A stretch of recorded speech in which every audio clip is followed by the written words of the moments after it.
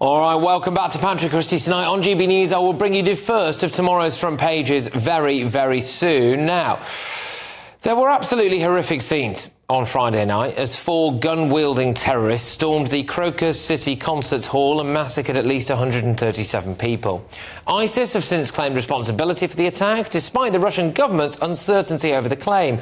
The Russian security services managed to capture the 4 suspects within hours, and it looks like they were subjected to some pretty gruesome treatment. Images were released of one of the suspects being electrocuted through his genitals, with graphic footage of another having his ear cut off and fed to him. That spread over the weekend. A third suspect appears to have lost an eye during his capture and interrogation by the Russian forces.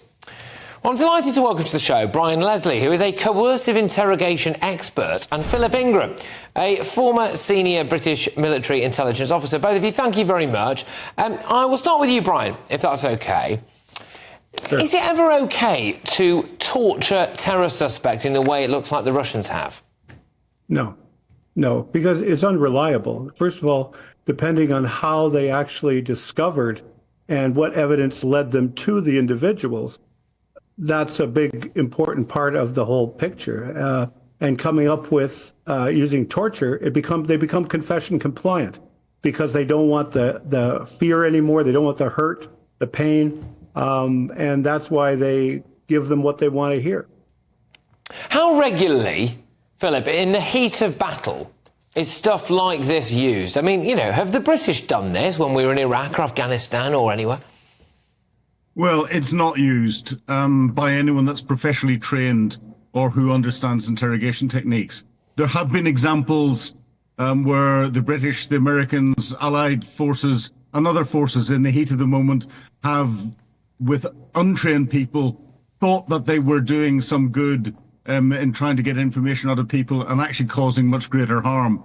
And even in more controlled environments like Abu Ghraib in Iraq, there were issues that have led to longer-term problems. But using force in any way, shape or form, and I've had to sign off interrogation techniques and interrogation plans in different operational theatres, it doesn't work whenever you hurt people because they give you what they think you want to hear, and you spend more time trying to unpick the untruths that they're giving you just to stop the hurting than you do in using more recognised interrogation techniques that are well within the Geneva Conventions and recognised by the International Committee of the Red Cross and won't get any criticism. And you persuade people to work for you and with you, and that works much better.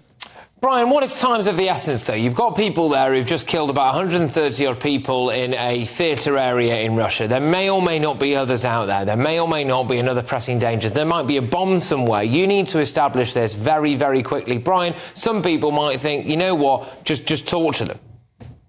Yeah, well, you're not going to get what you want torturing anybody, because what they refer to that as is enhanced interrogation, which basically is torture. And the individuals that you go out looking for, you may get information that's bad, and you'll end up interrogating them in an enhanced situation, and you'll get wrong information, and maybe even tying another individual to the same crime. And it becomes an emotional thing when you have that many people murdered at that time. Yeah, OK. Now, look, Philip, one thing that really stood out to me was this, the fact that these pictures have gone public. The second you get out of the sphere of Western norms, this stuff obviously happens all the time, doesn't it? Like in Russia. It doesn't. You know, once you lose your humanity, and I have to question why the Russians are putting this out. You know, if you look at the attack itself, yes, Islamic State have come in and they've admitted responsibility, and they would do, and they've come in really quickly. And there's never been an incident where they've admitted this level of responsibility and given the evidence that they have done where they haven't been involved. However, there are other questions that we have to ask. The Russian security forces were within minutes of this concert hall. It took them over an hour to respond. The Russian security forces had weapons and capabilities inside the concert hall.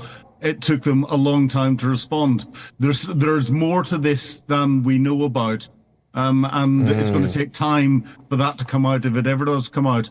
But getting into the position where what they're doing is they're admitting to what if it was in a conflict situation or war crimes. They don't seem to care about that.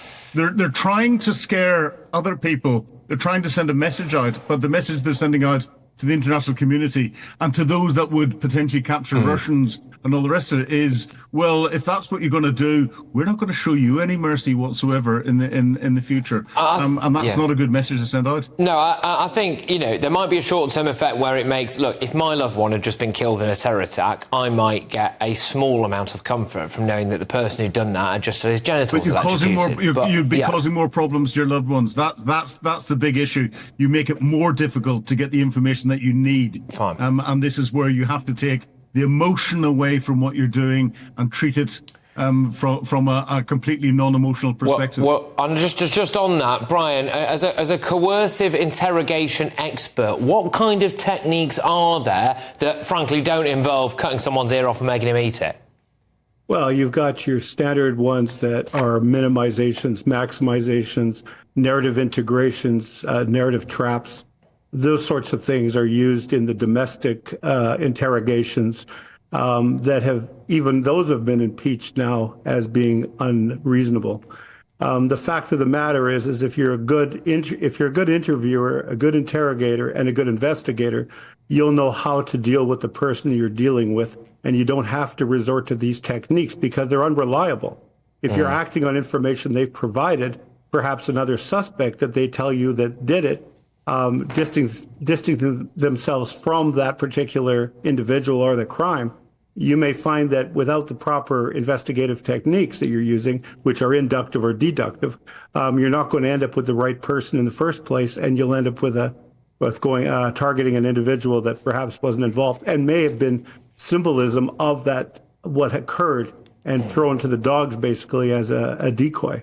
Yeah, all right. Well, look, both of you, can I just say a massive thank you? I would happily have carried this on for another half an hour, but I've got the front pages to get to. So that's Brian Leslie there, who's a coercive interrogation expert, Philip Ingram, a former senior British military intelligence officer.